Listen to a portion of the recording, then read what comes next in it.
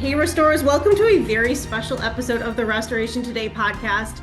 I love celebrating people in the industry and changes that happen, and I am very excited to have my friend Matt Hensley on the podcast today. He was just announced it's going to be a couple weeks ago by the time this comes out as the president of Core Group, which is so exciting. I have known Matt, I think the entire decade that I have been in the industry. I think he and I met way back in the Young Professional Restorers Committee days with the RIA and went through serving on committees together. And my company actually does a little bit of business with another company that he's involved in. I just, a lot of synergies here.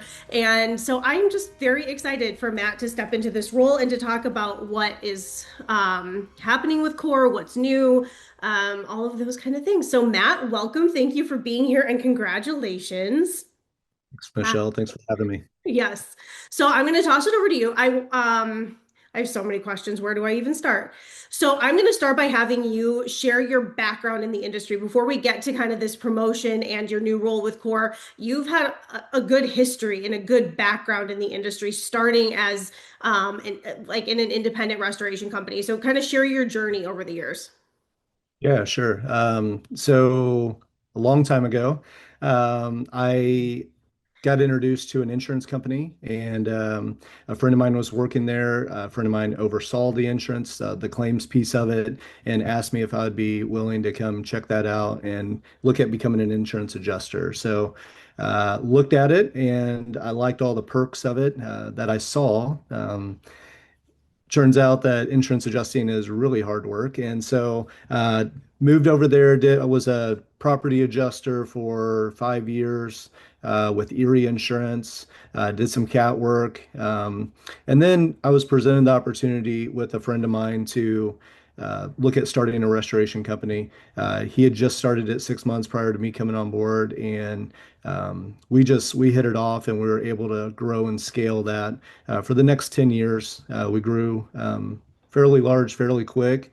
And I just learned so much from the people in this industry, and was able to, be a part of that. And we sold the company in 2019, continued to stay on with the company that we sold to for another 5 years, and then moved over to Core in February of this year.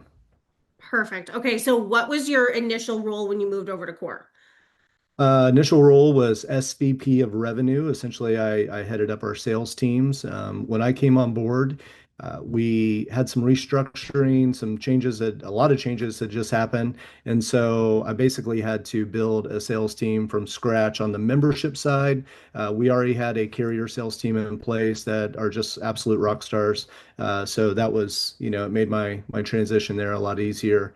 And then most recently, before the promotion, added a commercial sales rep to the team as well. Awesome. All right. So, talk about the recent promotion. What was kind of the fuel and drivers behind that, and what does it mean for Core? Yeah, I think most of the people in the industry know Dan Casera, and his vision of Core is really what brought me over. Um, Providing a support system for independent restorers and connecting the best of the best on the insurance side of it and the contractor side of it, and just merging that together really excited me. As a former independent, contractor myself, it was really important that I wanted to stay in the industry, but I didn't know what that was going to look like. And when I was presented this opportunity, um, it just really got me excited. And so Dan's vision of this, and as it's grown over the years, Dan is a visionary. I think most people know that. And I think when I came over to this, Dan was looking for a couple people that would just really lean in and execute on the things that we're trying to accomplish. And so Gene Greenberg was announced the same time as COO. Gene is just an absolute rock star in the industry. We have just an incredible team that he's assembled too. So there's just so many things that we've done right over the years. But I will say with growth, there's challenges, and with change, there's challenges. We've all experienced that in the industry, and so I think looking at the future, me being in this role is just going to give a lot more consistency and clarity for what we're trying to accomplish next. Yes, absolutely.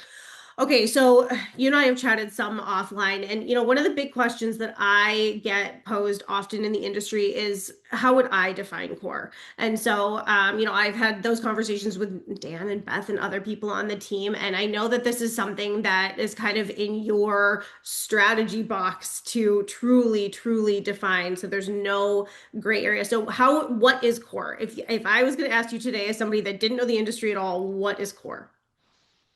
Yeah, so we connect the best restoration contractors in the industry with other like-minded contractors. So from the membership side of things, we have created an independent model that builds and supports and fosters growth.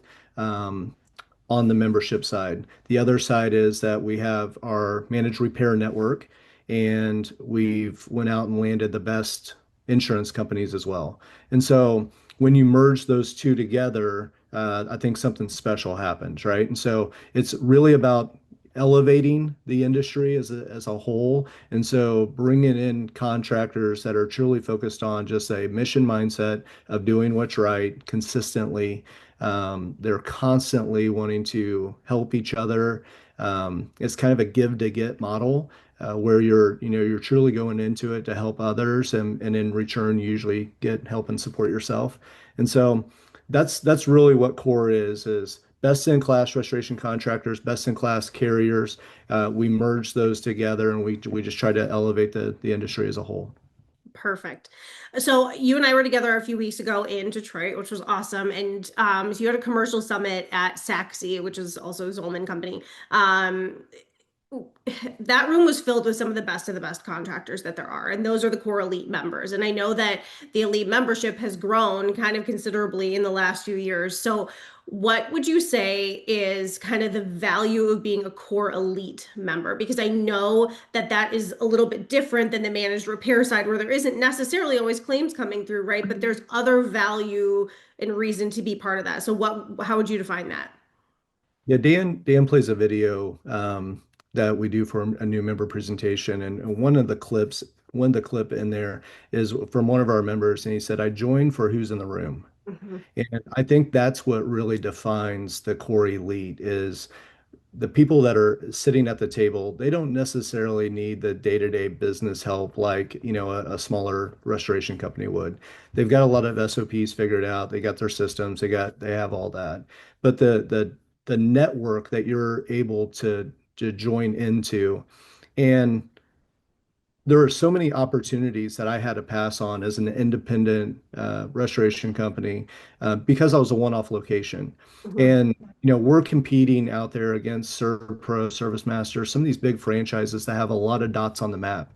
And so it's really about providing opportunity to people that they normally wouldn't be able to say yes to because they don't necessarily have those dots on the map. And so I think bringing that group together and just them sharpening each other, but then two, just giving opportunity, whether it could be hurricane work, whether it could be commercial, landing, large commercial projects. We were at Saxy, and that facility was incredible, right? And so just looking at like maybe commercial rebuild jobs that they would have to say no to, but now because of alignments and who they're connected to, just brings a lot of value.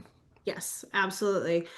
We're in such an interesting time, which you went through an acquisition, going from an independent to being acquired by one of the industry strategics, we'll say. And so this is a time when a lot of the independents are trying to figure out what their next steps are. So what are you seeing from your seat, in as far as independents go? Like, what are the independents looking for that are trying, or what do they need? Maybe that's the better question. What do independents need to stay competitive in a market that is majorly consolidating, PE backing, franchise growth, all of the things? Yeah, I think today's landscape is a lot different. We talked about this in our last podcast that we just did. Yes. Um, but I think with claim volume being really low, we're seeing some interesting things happen in the marketplace right now. There's layoffs that are happening. There are, companies that are struggling. And so I think right now is an environment where people need support, they need advice, They need to band together and figure out how they can get leaner and stay, competitive in this space. We know it will bounce back. We know that we've seen this over the years. But today is hard, and today is a tough, environment for these guys to be in. And so I think to be competitive right now, you really have to be. I focus a lot on leakage and making sure that from a company that I used to oversee, that we didn't have a lot of wasteful spending, that we were pretty lean and that we were able to um, weather these storms. And so I think that's probably the bigger things that independence, you find yourself on an island oftentimes where you feel like you're by yourself and there's so many other people that are going through the exact same thing as you. And so just bringing those groups together and fostering conversation in an environment where they can share, I think it's highly beneficial. Yes, absolutely. Do you have any stories from your core elite members or your members in general, maybe the managed repair network side of how being part of core has helped their business? I'm pretty sure that the core elite members have worked together on some jobs, but I'm curious if you have any specific stories. Maybe not anything specific, but it was neat at the conference that we held last week in Detroit, where just hearing the stories about the job shares that happen amongst our elite members, and listening to two members talk about how they've shared over $2 million back and forth between each other, and those stories, at dinner and late night conversations, those stories are happening all over the place. Where just having a resource and somebody that you can, call up and say, I have a customer that has a job in your backyard. Can you handle it for me? There's just tons of those conversations, and I think those are the things that really get me excited about what the future is still to hold inside of our elites and even our standard membership. Yeah, absolutely.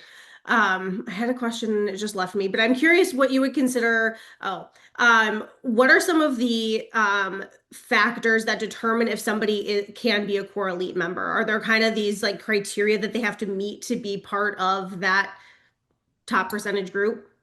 Yeah, there's a standard all the way across the board to be a member at Core. And so I think when we're truly talking about bringing the best of the best in, there's an evaluation process that we go through. And so before I ever even talk to a potential member, our membership and Nathan Pickering, Kristen Quayle, they do a fantastic job of vetting out people and making sure that we're bringing in the right fit.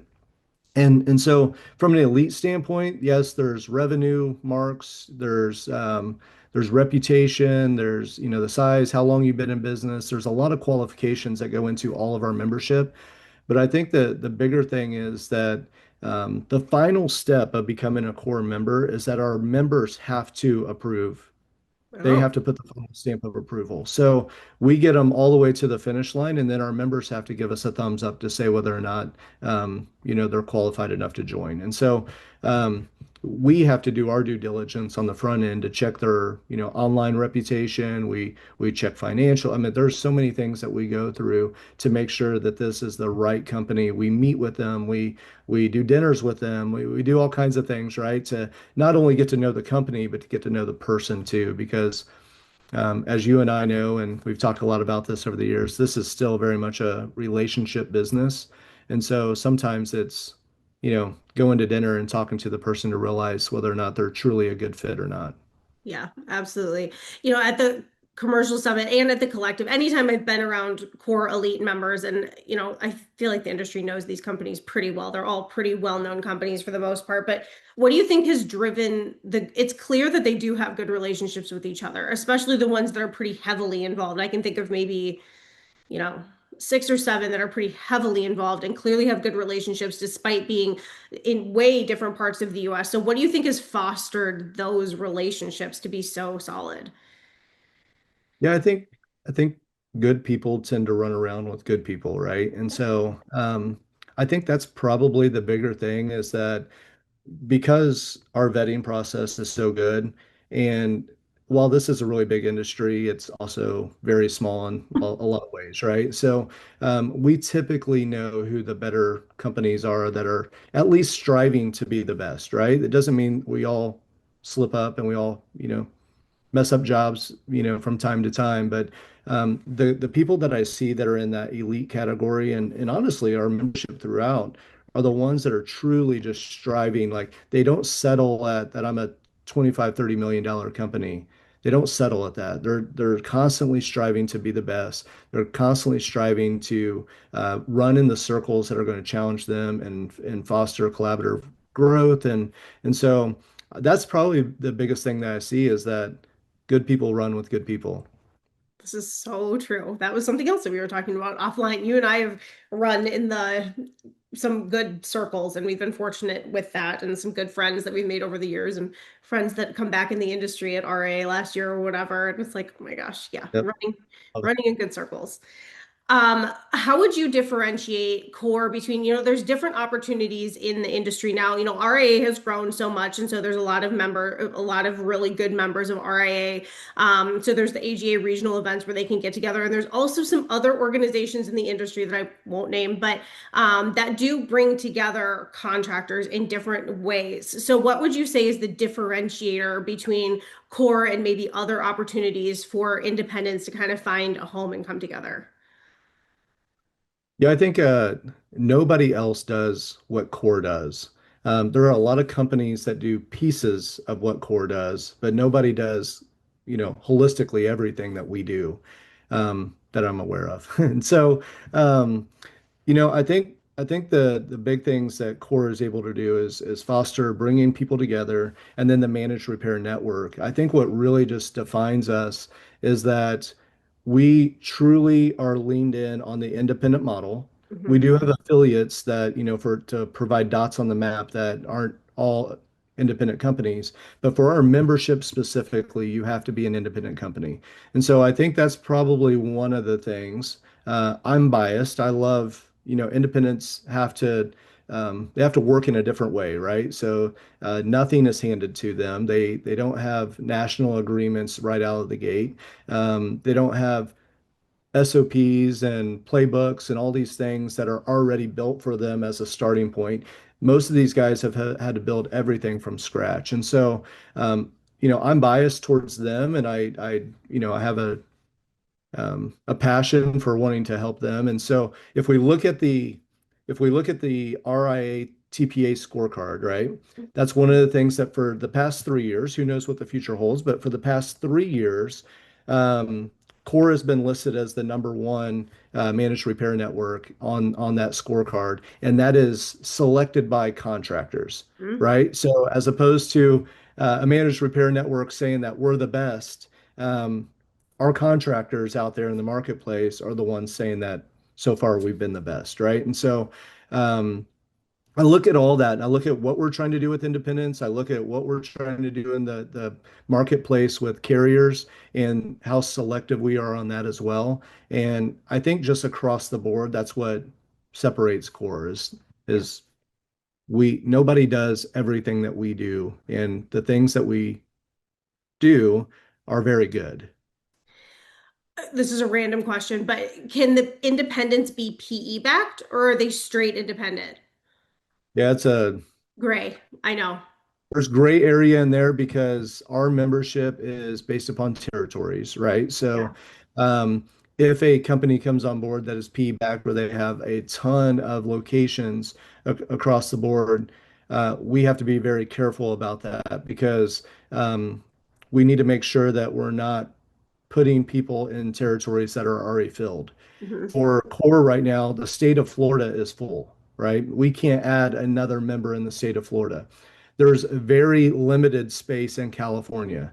So those two states specifically are, pretty much tapped out, right? And so when we look at if somebody is PE backed and they have a lot of locations and they're wanting to become a core member, we would have to be, that would have to be a pretty more deep conversation. Sure. Okay. That makes sense. There are so many of these gray areas coming about. And then, there's even very large restoration companies that consider themselves independent. So it becomes a very interesting conversation right now. And I was on a recent RIA call where the question was even how do you define what is an independent restorer? And that went around and around. So I don't know that anybody has truly defined it yet.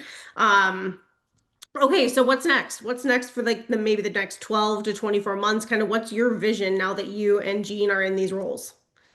Yeah, I think the biggest thing is just focus. Yeah. It is very easy with technology and all the things that are coming out in the industry. It's really easy to get distracted. And where if I were to evaluate where core is today, we've been distracted as well. And so when I look at what the next 12 months for core looks like, it's about realigning our focus. So it's going to be our members come first, people always, and we execute without excuses. And so that's not going to be like another tagline or something like that. That is what I want us to live by, is that we prioritize our membership and that whatever they need, that we're truly providing and we're listening to what their needs are. That people always, so that's our people internally, that's our membership, that's our vendors, that's our carriers, that we prioritize people over trinkets or, getting all these fancy things that are rolling out. And then if we say that we're going to do something, that we do it. And I think that there's nothing more that builds trust than just doing what you say you're going to do. And so when we have a focus meeting, it's actually called focus internally, and it's a all staff meeting. It's usually 2 days, and that is going to be the topic of our conversation is those three things: members first, people always, execution without excuses, and then we're going to have our initiatives that are going to come below that. And so, and that's my commitment to the marketplace. That's my commitment to our people. Is just that we are going to do everything in our power to elevate this industry, to bring a good name to core, to highlight our members, and ultimately to provide a great service in this space. Perfect. Okay. That was a great like ending. Anything else that you want to add? I feel like that was perfect. No, I just if I'm extremely grateful to be in this space of restoration.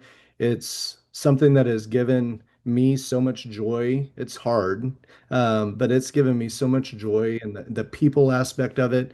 That, like you talked about earlier, the friendships that you and I have made together, but then, outside of, there's so many good people in this space, and I'm just excited to see what's next for Core. I'm excited to see what's next for our industry as a whole.